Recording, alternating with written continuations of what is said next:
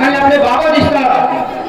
खऱ्या अर्थानं ते डीवायएसपी संतोष खरे साहेब असं म्हणतात, तारीफ बर्बाद करती है और बेइज्जती ऊर्जा पैदा करती है. आपल्या आईवडिलांना खऱ्या अर्थानं ऊस तोडणी कामगारापासून किंवा ऊस तोडणीपासून मला दूर करायचं आहे हे स्वप्न ज्यांनी बघितलं आणि खऱ्या अर्थानं डीवायएसपी पदापर्यंत ज्यांनी मदत मारली आणि तुमच्या आमच्यासाठी जे प्रेरणास्त्रोत ठरले, असं म्हणतात सुकून जिसे कहते हैं अक्सर नहीं मिला, कभी नींद नहीं मिली, कभी बिस्तर नहीं मिला. ये जो सारी चमक है पसीने की है जनाब, मुझे विरासत में कोई जेवर नहीं मिला, मुझे विरासत में कोई जेवर नहीं. जोरदार तालियां होगा आदरणीय साहब.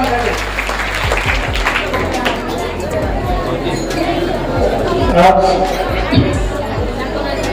आपल्या नेरकर तालुक्यातील घाटबोरी या गावामध्ये जिल्हा परिषद मराठी उच्च प्राथमिक शाळा घाटबोरी या ठिकाणी आयोजित आपले सर्व पत्रकार बंधू आणि ग्रामस्थांमार्फत आयोजित या कार्यक्रमासाठी आपल्या सर्वांना लाभलेले प्रमुख मार्गदर्शक आपल्या जिल्ह्याचे अपर पोलीस अधीक्षक माननीय श्री अमोलजी गायकवाड साहेब, तसेच आपल्या दोनगाव पोलीस स्टेशनचे ठाणेदार माननीय नागरे साहेब आणि इतर सर्वच प्रशासकीय अधिकारी, सर्व स्टाफ, आपल्या व्यासपीठावर उपस्थित अध्यक्ष, इतर ज्येष्ठ नागरिक, गावातील उपस्थित जे आपल्या उजव्या बाजूला बसलेले सर्व ज्येष्ठ नागरिक आहेत, तसेच आपल्या या शाळेचे सर्व शिक्षक वृंद आणि सगळ्यात महत्त्वाचं म्हणजे उद्याचं महाराष्ट्राचं आणि भारताचं असणारं भविष्य म्हणजे तुम्ही सर्व विद्यार्थी.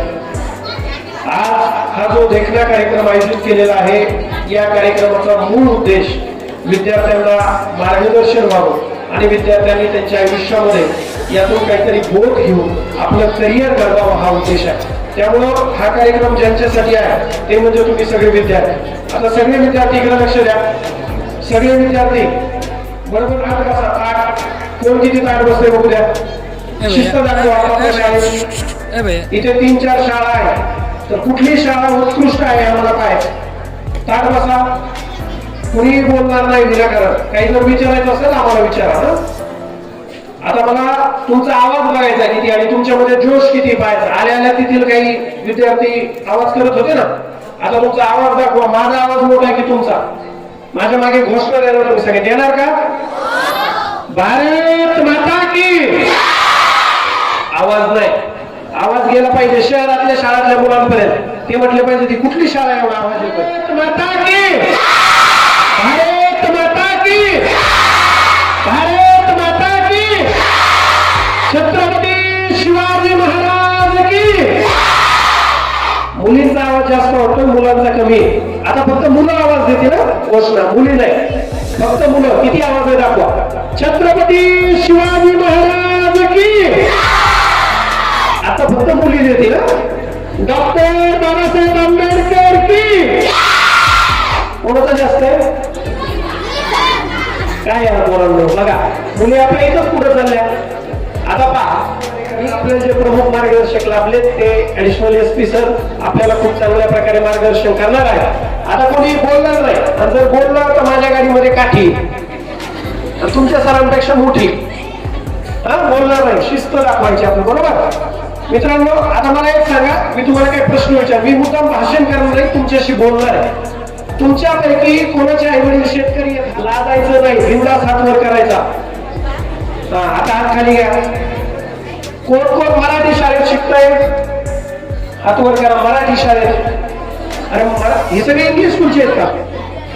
मराठी शाळेत कोण कोण शिकताय? जिल्हा परिषद मराठी शाळा हात वर करा. हात खाली घ्या. पहा तुम्ही ग्रामीण भागातल्या, मी सुद्धा ग्रामीण भागातला आहे. तुम्ही सगळेजण जिल्हा परिषद शाळेत, काही जण कॉन्व्हेंट स्कूल आता नवीन तुमच्याकडे सुरू झाले त्याच्यामध्ये शिकत आहात. मी तुम्हाला हात यासाठी उभा करायला सांगितला की तुमच्यापैकी 98% मुलांचे आईवडील शेतकरी आहेत. बरोबर. इथं कोणाचा असा एक आईवडील क्लास 1 अधिकारी असं कोणी आहे का? कोणी आहे का क्लास 1 अधिकारी आहे आईवडील? नाही. म्हणजे तुम्ही सगळेजण खेड्या पायबापाच्या पोटी जन्म घेतलेला आहात. कोणाचे तरी आईवडील शेतकरी आहेत, कोणाचे तरी लोकांच्या बांधावर जाऊन मोलमजुरी करणारे आहेत, कोण हमाली करत असेल, कोण एखाद्या कंपनीमध्ये साफसफाईचं काम करत असेल, कोण लोकांच्या शेतामध्ये रोजानी काम करत असेल, कुणी गवंडी काम करत असेल, कुणी मेंढ्या शेळ्या सांभाळायचं काम करत असेल, अशा प्रसंगातून तुम्ही जन्म घेतलेला आहे आणि अशा आईवडिलाच्या पोटी जन्म घेतलेला आहे आणि तुम्ही शिकत आहात. मी तुम्हाला हेच सांगायसाठी इथं उभा आहे. बऱ्याच वेळा आपल्या ग्रामीण भागातल्या मुलांच्या डोक्यामध्ये गैरसमज असतात की जे मोठमोठ्याले अधिकारी होतात, मोठमोठ्या पदावर जातात, मोठमोठ्या नोकरीवर बसतात आणि त्यांचे स्वप्न पूर्ण करतात. असे अधिकारी कोणातरी मोठ्याचे पोरं असतात, पैशावाल्याचे पोरं असतात, वशिलावाल्याचे पोरं असतात, मोठमोठ्या शाळा कॉलेजमध्ये शिकलेले असतात. असा गैरसमज आपल्या ग्रामीण भागातल्या मुलांच्या डोक्यामध्ये असतो. तर मी तुम्हाला हेच सांगायला इथे उभा राहिलोय की तुमच्या समोर जो संतोष खाडे उभा आहे तो ना कोणा मोठ्याचा पोरगा आहे, ना पैशावाल्याचा पोरगा आहे, ना वशिलावाल्याचा पोरगा आहे, ना मोठ्या कॉन्व्हेंट स्कूल मध्ये शिकलेला आहे, ना मोठमोठ्या कॉलेजमध्ये शिकलेला आहे. तुमच्या समोर तो एक सामान्य कुटुंबातल्या ऊसतोड कामगाराचा जिल्हा परिषद शाळेत शिकलेला मराठी शाळेतला मुलगा आहे.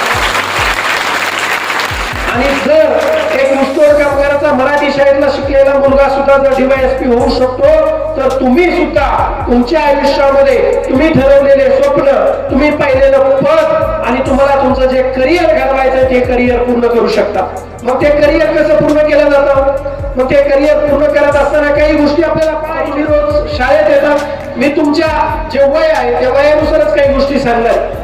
तुम्ही शाळेत आल्यानंतर मला सांगा, तुमच्याकडे मोबाईल कोणाकोणाकडे आहे? हात वर करा.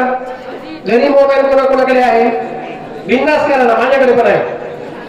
हात वरती करा. कोण कोण घरी गेले? बडबड नाही, आपापसात बडबड नाही, माझ्याशी बोलायचं तर.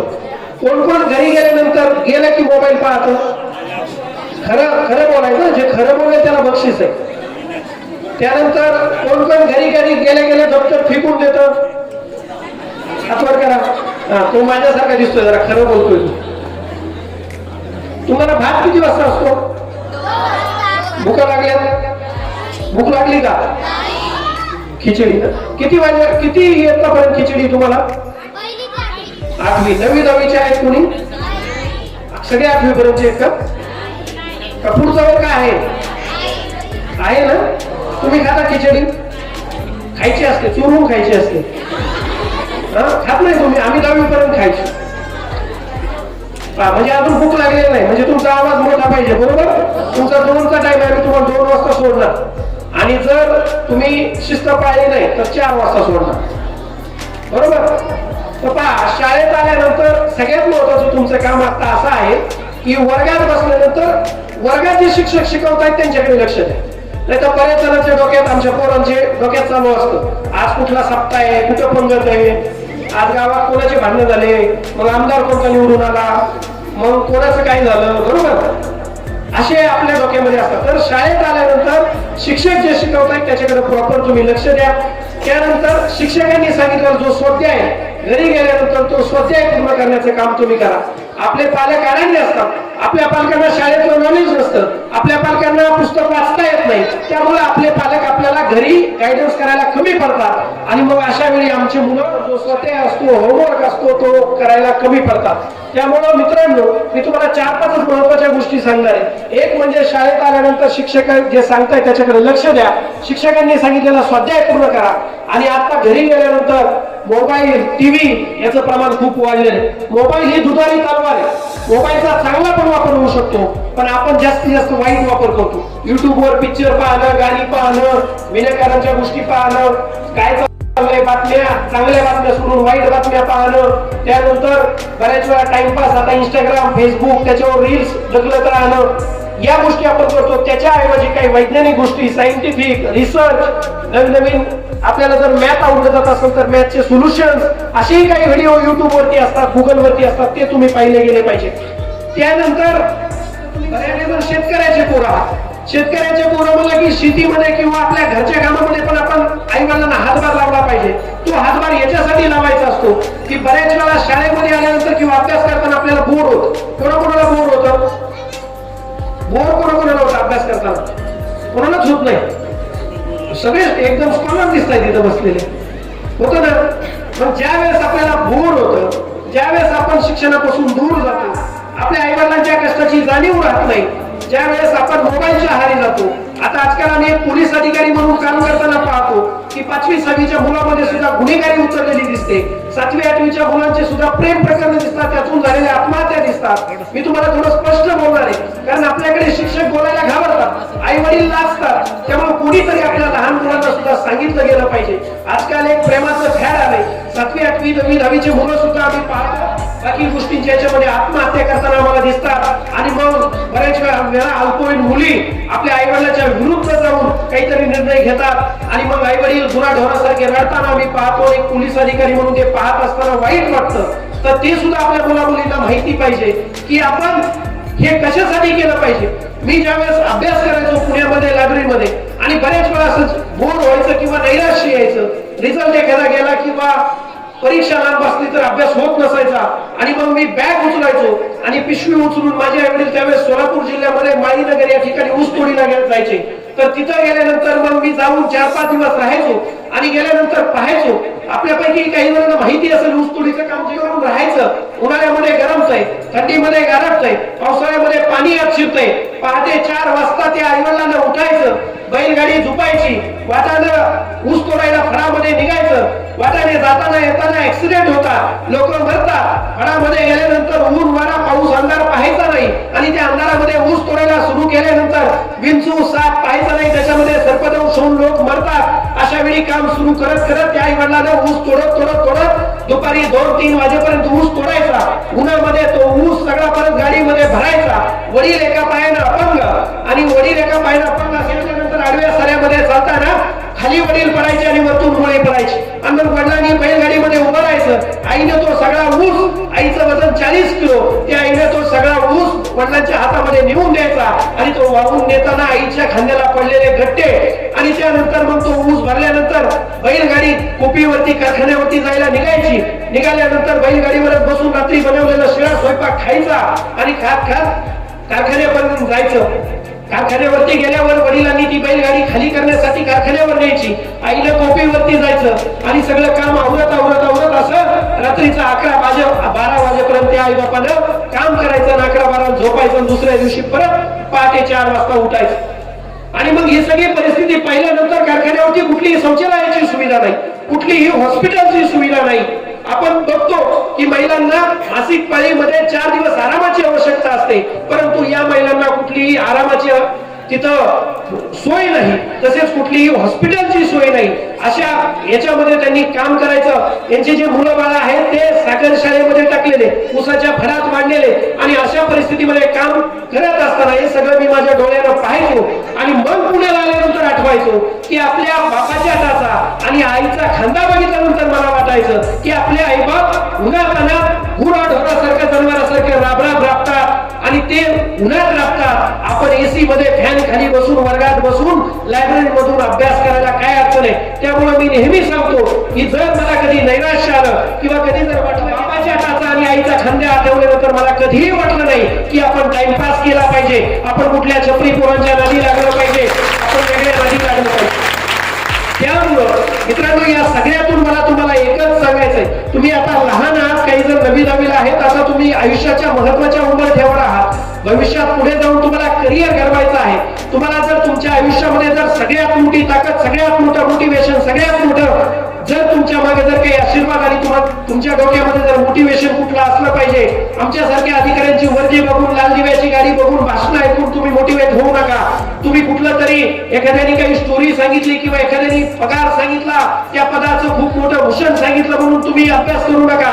तुम्हाला जर एकाच गोष्टीसाठी अभ्यास करायचा असेल तर ते तुम्ही तुमच्या आई बापाच्या स्वप्नासाठी अभ्यास करा. तुम्ही तुमच्या आई बापाला सन्मानाचं जगणं देण्यासाठी अभ्यास करा. प्रत्येकानं जर आज घरी गेल्यानंतर आपल्या बापाचा हात जर हातात घेऊन जर पाहिला तर हाताला तुम्हाला रेषा पडलेल्या दिसतील. तुमचा बाप कुठेतरी उन्हातानात गुराढोरा मागे कुठेतरी शेतामध्ये काम करत असेल, तुमची आई कुठेतरी धुणी भांडी करून शेतामध्ये काम करून तुम्हाला आज शाळेत पाठवते. तुमचा ड्रेस घेताना, तुमचे पुस्तकं घेताना, तुमच्या वह्या घेताना, तुम्हाला तुमच्या शाळेतली फीस भरताना तुमचा बाप 10 जणांपुढे हात पसरवत असतो आणि ते पैसे गोळा करून, कर्ज करून, लोन काढून, मोलमजुरी करून तुमचे फीस भरत असतो. त्या पैशाची जर कदर करायची असेल, त्या आई बापांनी जरी गरीब घरात जन्म घेतलेला असेल, माझ्या बापाने ज्यावेळेस मी नोकरीला नव्हतो, बापाला कधी सन्मानाची वागणूक कोणी देत नव्हतं, बापाला कोणी गावात सन्मानाची खुर्ची देत नव्हतं, आईचं शिक्षण नाही, त्यामुळे कधी त्यांना कुठल्या गावामध्ये कधी मान सन्मान दिला जात नव्हता. पण ज्या दिवशी मला पद भेटलं त्यानंतर माझ्या त्या बापाला सन्मानाची वागणूक भेटायला लागली, चांगले चांगले अधिकारी त्यांना बोलायला लागले. ज्या आईला साधं वाचनही करता येत नाही, शब्द लिहिता येत, त्या आईला राज्यस्तरीय पुरस्कार दिले गेले माता म्हणून. असं खूप काही आज ते अनुभवतात. त्यामुळे जर तुमच्या आई बापाला जर सन्मानाचं जगणं येत असेल तर सगळ्यात मोठं हत्यार, सगळ्यात मोठं साधन आपल्याला डॉक्टर बाबासाहेब आंबेडकरांनी मिळवून दिले, ते म्हणजे शिक्षण, ते म्हणजे संविधान. आणि त्या संविधानाचा तुम्ही लाभ घेऊन तुम्ही चांगल्या पदावर जाऊ शकता. जे जे आपल्याला संविधानातून लाभ भेटले त्याचा तुम्हाला जर लाभ घ्यायचा असेल तर त्यासाठी तुम्ही अगोदर शिकलं पाहिजे.